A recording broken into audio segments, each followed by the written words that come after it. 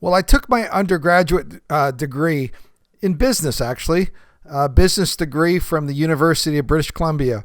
And I pretty much lived in residence the whole time, rubbing my shoulders with a lot of red-coated engineers. You see engineers, there was a big engineering school there. They all wore red coats. This is what I learned about engineers. They come in all types: civil engineers, structural engineers, electrical engineers, chemical engineers, and so on and so forth. But I also noticed that they all worked a lot harder than me, probably because they had a lot heavier course load than I did, and many of them were also a lot smarter than me. But I did go to their spaghetti bridge building competitions and pretended to be an engineer. Well, today you need to pretend no longer, because today you get to wear your own red jacket, because today we're going to make you an engineer. An environmental engineer. I'm going to make an environmental engineer out of every one of you. So welcome aboard. Guys ready?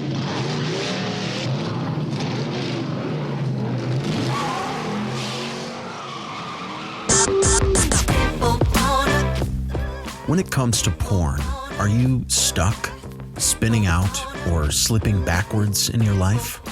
If so, then welcome to the Finding Traction podcast, a show dedicated to those who are looking to gain recovery momentum away from porn and toward the life and relationships they have always hoped for. Now, here's your host, Vern Tomke.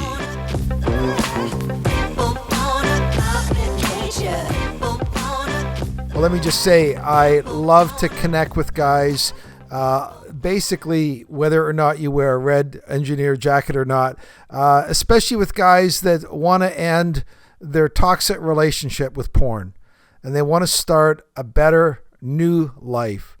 And one of the things I do is just have guys get a hold of me. They email me usually at bandofbrothers.care@gmail.com. And they say things like, you know what, I've had this bad relationship with porn. I want it to change. And oftentimes I will connect with them. I'll do a Zoom call and then basically figure out how I can help them. Some guys I refer to other people. Some guys I say, you know what, I think I can be of help to you. And I do group coaching with guys. I get guys involved in groups.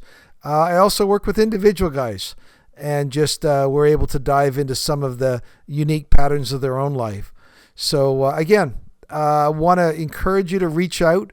If you've never reached out to somebody, you're starting to realize, you know what, porn is no longer serving me. But it's not just about awareness. Even after I became aware of that, I realized how hard it is to stop. And I need some help. And that's where I can come in and help you in terms of giving you some tools to bring you some success in that area. So once again, it's bandofbrothers.care@gmail.com.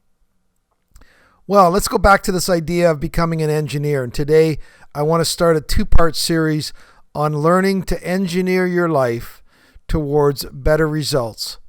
Results in particular around ongoing compulsive sexual behaviors with things like porn. And I want to just be clear here, for inspiration behind this podcast, I want to give credit to Benjamin Hardy and his first book. I've only read his first one. I know he's got a couple more. His first book is called Willpower is Not Enough. And it's really the inspiration behind this podcast and the next podcast. And anything that sounds really smart, trust me, because again, I didn't take engineering classes. Anything really smart is probably coming from Benjamin Hardy. So again, today we are going to talk around this whole area of engineering your environment. Now, first of all, let me talk about an opening tension. One of the things I've noticed with guys is they like to pit kind of nature versus nurture when it comes to change. Some people say, you know, why are we dealing with all these outward things? We should be dealing with, you know, our heart, or we should be dealing with our character. Or other guys say, you know what, we should be dealing with our childhood issues. In other words, we should change what's going on inside us, and then the outside will naturally take care of itself. And, you know, I'm all for inside and outward changes, but I've come to believe that Actually, if there's anything where you have to start by setting your environment up for success. And I really firmly believe that unless you're willing to start with looking at some of the environmental issues that continually leave you on autopilot, you're never going to get out of the circular ruts that your behaviors keep you in. I know I've used this example many times. If you take your vehicle into the service station because there's a problem, your engine light is on, he's going to ask you at some point to turn the engine off. And a lot of guys are caught up in this cycle of, lather, rinse, repeat, shame, resolve, new resolve, new shame, new resolve. And as a result, they're never able to get distance from some of those behaviors that keep them locked in. And they really can't even get to those points of what's going on in terms of deeper needs or childhood, hurts and trauma, all those kind of things. So I really do firmly believe that we need to start by creating environments for success. And that is where Benjamin Hardy comes in. He says this: a self-improvement strategy that doesn't place the environment at the forefront is misled. In other words, the best way to alter any addiction or any form of undesired behavior is to disrupt your environment. And he says even by making small changes can actually end up having huge effects on the outcome of your life. The problem is that most of our behaviors are unconsciously cued by our environment. But if you change the environment, it's like this old ad up here: change the cheese, you change the taste. Well, change the environment, and oftentimes you end up changing the behavior. He gives an example, and I've heard this before, where it's interesting, even smokers or even heavy smokers, for example, are able to go for significant periods of time without smoking, even without thinking about it. Why and when? Well, when they're in an environment, for example, on a long-haul plane flight. When their environment is set up where they can't smoke, they're in that context where smoking simply isn't an option. All of a sudden, their cravings don't persist. Their mind can focus on something else. So, today what we're going to do is we're going to talk about 4 or 5 ways to change your environment using a process of subtraction. In other words, taking things away in your environment. Next podcast, we're going to look at changing your environment through a process of addition. See, I know I'm a math teacher. Addition and subtraction, you get it? Okay, so again, both of these podcasts, the one I'm doing today, the one I'll do next week, are all about creating conditions for success. And we're going to talk about talking and creating about an environment where success almost becomes automated. Not something we need to choose over and over and over again. I think he uses the word about outsourcing your willpower. Yeah, we do all need willpower, but if we create better environments, it's like we outsource our willpower where it's simply not needed over and over and over again. If anything, use your willpower to create the environment which is conducive for your success, so you don't have to use your willpower again. In other words, willpower is not enough. So let's go through and talk about 4 or 5 ways to engineer your environment through subtraction. Here's the first one.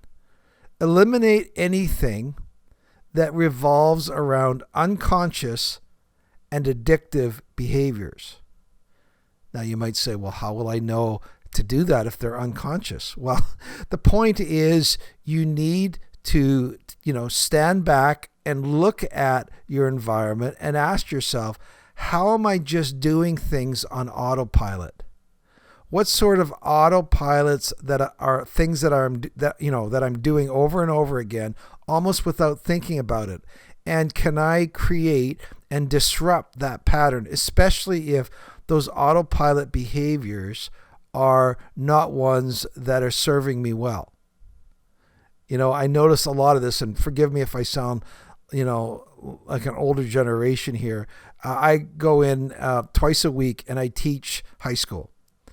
When I teach grade 9 to 12s, that would be for you Americans, that would be, let's see, I think it's sophomore to seniors. They're allowed to have their cell phones on them. The junior highs aren't, although they try to sneak them past me, but I always catch them. But they're allowed to have cell phones on them. And so here's what I've noticed. It's fascinating. I'm sitting watching these students. And let's say we're working in a math class and I give them a math worksheet, right? And now they can use their phones for a calculator, although there's often calculators there. But here's what I know. Even when they say they're working on a math sheet, I love to watch, you can almost time it, how long they can go without checking out their phones. And literally, most of the students can't go for more than a few minutes from working on their math or working on whatever assignment they work back to scrolling on their phones. It's almost automatic. Now I know it's not just a young person thing. In fact, and I don't know these kids well enough to go, they would just look at me like, who do you think you are? You don't know anything, or you're not our regular teacher. Go away. But one of the days I'm going to tell them, you know what? I have a surefire way that all of you could increase your letter grade by doing nothing. Nothing. Maybe some of them would say, well, how would I do that? I like that idea. I can get a whole letter grade higher by doing nothing. The answer would be leave your cell phone in your locker. Of course, they would then look at me like I had antennas growing out of my head or something. The average person checks their phone 85 times a day, twice as much as they think they do. They spend on average 5 hours on the web or apps on their phone. And so you might want to say, okay, well, maybe that's not a bad thing for you. But here's the point. The point is if that is something that is causing automatic behaviors and you don't want that, then you begin to eliminate that from your life. It's just something that you go, well, I don't want to do that. So, so for example, let's say, you have young children and all of, you put a full day in and you come home and you've only got a few hours maybe between the time you get home and the time they go to bed. But then you notice something that is disturbing. Let's say you notice that, when I'm home and I could be present with my kids, I'm online or I'm checking out my news feed or I'm on social media. And you go, I'm just doing that unconsciously. I'm not actually being present with my kids. And I'm robbing my kids of this time that I could be with them. I could be present to them. And you say, you know what? I am going to eliminate that. You might say, I get home, I'm going to leave my phone in the car. I'm going to go and I'm going to spend those 2 or 3 hours with my kids. I'm going to put them to bed. And then after that, if I need my phone, I can always go back to the car and get it. See, there's an example where you eliminated just that unconscious, automatic behavior through subtraction, and you set your environment up for success. How many of our porn behaviors almost feel automatic? And people say, you know what? I don't know how I ended up. Like, it just all of a sudden I find myself down that rabbit hole. We ask themselves, well, you're always checking out, you've got all these apps that you're checking out, and then that leads to one thing or the other. Well, if the apps weren't there, then you wouldn't have those automatic behaviors. So that's number one. look at the automatic behaviors and say, can I better change my environment? So I have to do them intentionally, not automatically. Number 2, eliminate anything that requires us to choose the right behavior repeatedly in a day. Now, this is about making one decision that makes all future decisions either easier or irrelevant. So in other words, you're making a decision and then you're not thinking about it again. Now, I've used this example a few times where, for example, I'm often working at home. My wife goes off to teach, and I've made the decision the night before. We're done watching our shows. I grab all the remote controls, we throw them into the box, spin the dial, and they're out of sight, out of mind. Well, that's a decision I make the night before. The next day, I don't ever think about going on and edging on my smart TV or on the other TV or going on whatever the device is, because I've made the one decision that makes all the other decisions irrelevant. I don't have to have willpower over and over and over again today where no, I want to do the right thing. No, I want to do the right thing. No, I want to do the right thing. I hate that. Make one decision. So that's the second thing. Choose, anything. If you're having to make that same decision over and over and over again, it's what they call decision fatigue. Go ahead and don't allow that to happen. Change your environment so you don't have to continually make the right decision that many times in one day. Number 3, eliminate any relationships that don't serve us well. This is interesting. In his book, it's not just about willpower. He dives into relationships and he talks about how over time our friends influence us more than we realize. He even goes as far to say you are influenced not only by your friends, but you are also influenced by the friends that your friends have. Now, I know anyone who has a parent of a teenager has tried to share this with their teens and probably had that same look that I got back when I tried to share it with my teens. Your friends are really important, but we know they are. But they're also important for us, so the people we hang out with online. We gradually probably end up resembling our friends more than they resemble us. So there may be places or people that, maybe they're got porn on their devices, or they're talking in such a way that always is triggering you, or whatever it is. They don't encourage you to be the better version of yourself. Number 3, eliminate relationships that don't serve you well. Number 4, eliminate clutter from your life. Well, this is interesting because one of the things that therapists who work with sexual addiction, they talk about what they call the personal craziness index. And they actually kind of come sometimes at addictive behaviors through a kind of a side door. And what they say is, tell me areas in your life where you feel like you're out of control.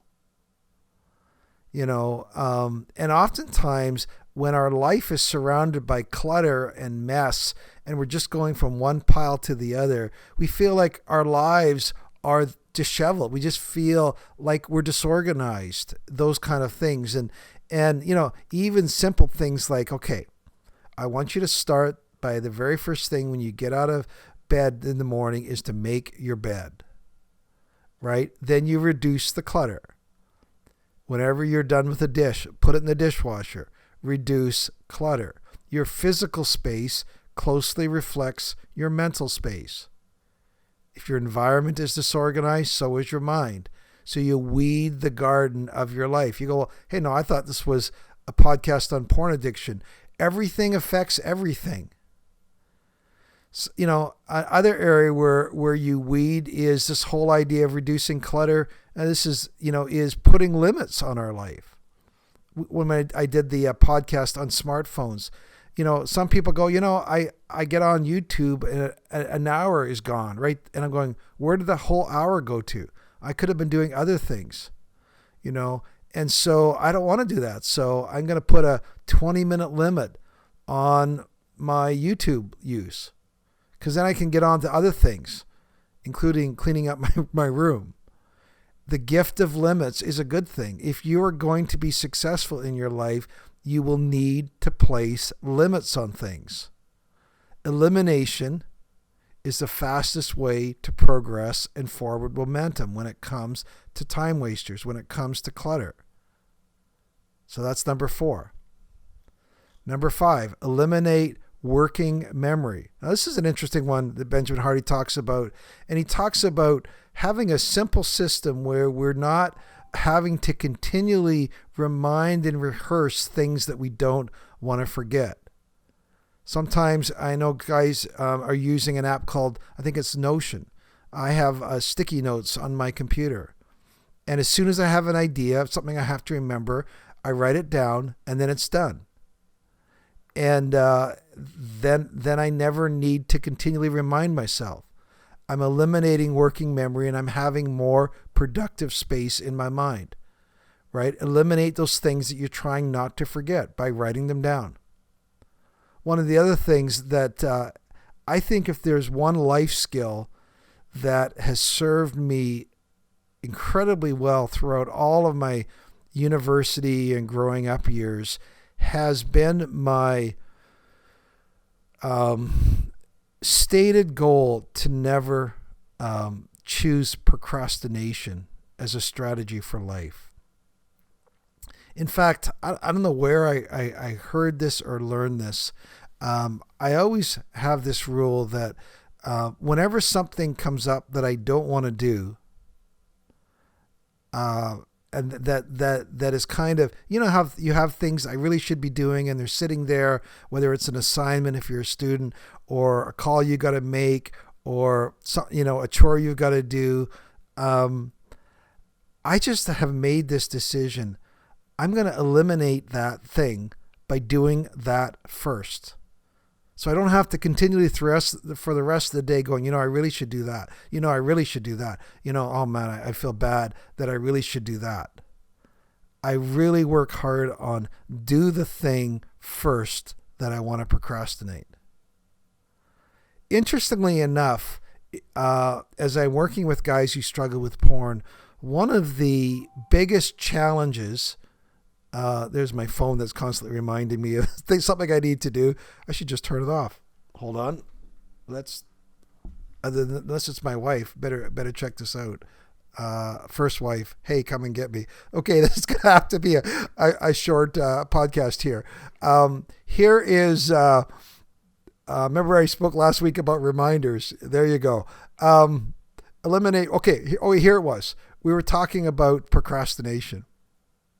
As I procrastinate picking up my wife by doing this podcast, I have been blown away by how many people who struggle with porn also struggle with procrastination. And it's almost like porn becomes a way of pushing off things that they need to do. Right? And so in that way, if you eliminate procrastination, you also take away one of those little things that can lead you down the porn rabbit hole. All right. So let's go back. This whole idea about is outsourcing your willpower to a better environment, creating an environment that is conducive for success. Number 1, eliminate anything that revolves around unconscious and addictive behaviors. Number 2, eliminate anything which requires you to choose the right behavior over and over and over again. If you can do anything to take that constant decision process away, then do it. Number 3, eliminate any relationships that don't serve you well. Number 4, eliminate the clutter from your life. And number 5, eliminate working memory and procrastination. All right. Next time we'll deal with things that we want to add to our lives to go along with creating more of a successful environment. We'll see you then. I better go pick my wife up, or the next podcast will be one on marriage relationships. We'll see you next time.